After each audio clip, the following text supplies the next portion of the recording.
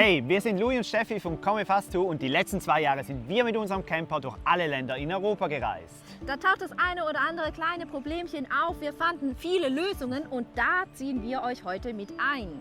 Genau, wir machen das zusammen mit Campanda, einer Vermietplattform für Camper von privat und professionell auf der ganzen Welt. Und ich würde sagen, wir verlieren gar keine Zeit. Steffi zeigt euch jetzt, wie man aus einer Bettdecke eine Hängematte baut.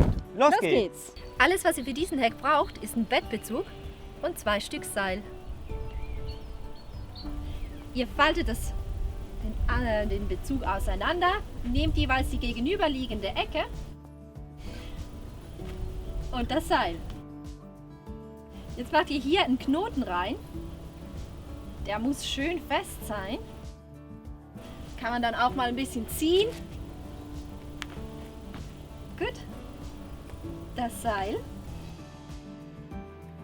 Das muss richtig gut halten, ne? Also hier richtig dolle knüpfen. Und dann brauchen wir nur noch 2 Punkte, wo man das Ding befestigen kann.